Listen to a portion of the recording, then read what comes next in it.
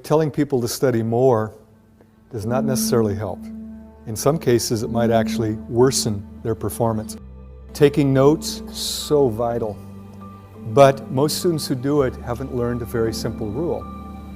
The first moment you get after a class, ideally right after the class, you should sit down with your notes and expand on everything you jotted down. Give it depth, flesh it out, okay? If you even wait to go home and do it a couple hours later, you'll have forgotten some of your own notes. How do you know it?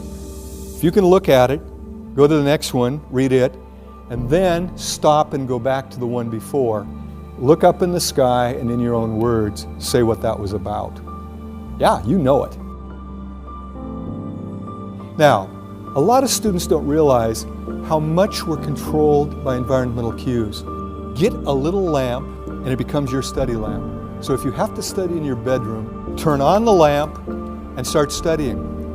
The moment you lose your edge, 15, 20, 30 minutes later, turn the lamp off, get up and leave the desk.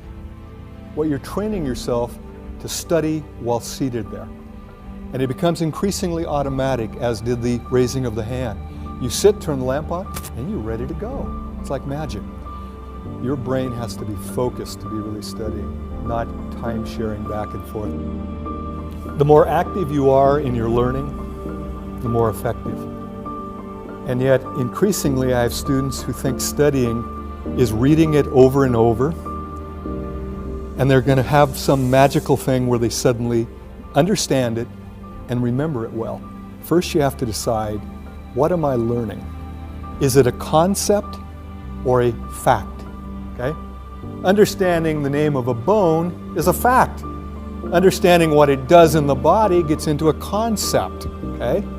So in studying, sometimes there are a lot of facts. In fact, I use anatomy as a good example. You got to memorize bones, muscles, organs, tissues, a lot of it. But if you simply memorize and don't understand the function of it, the comprehension of the actual concepts, it's a lot of wasted learning, really. Just to know a name of a bone is like, yes, so what? But in most college classes, what we as professors are most concerned about is that you grasp the concept. Because concepts, once grasped, will stay with you a lifetime. Can you put the concept in your own words? If you can't, you don't really understand it. Okay? It's not meaningful to you. To make it meaningful is a struggle. It's probably the biggest struggle you have as a student. But it's a struggle you need to do or you're wasting your study time. People are incredible at confusing recognition with recollection. Your visual recognition threshold is so great, you could see a person once, see them years later and go, I know you. You've highlighted the most important stuff. You now go back to study it and you say, oh, I remember it. So do you study it? No. So what don't you learn? The most important part of the chapter. Most of you undo good studying by not sleeping adequately.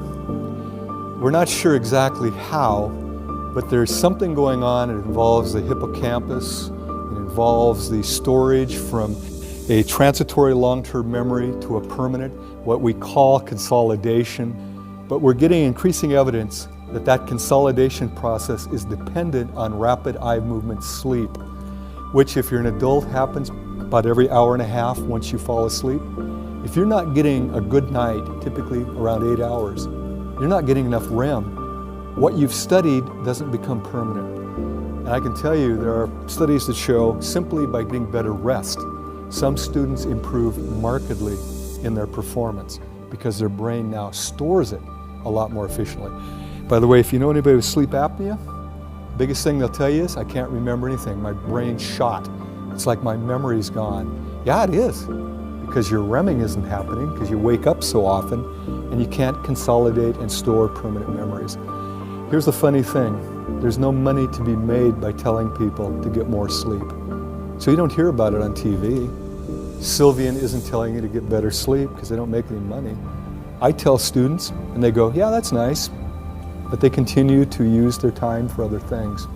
It's kind of interesting, isn't it? The best advice, sleep better, and most of you will do better. Most of you won't even begin to take it. And I know why, you got so many other things to do. I'd ask you this, are they important?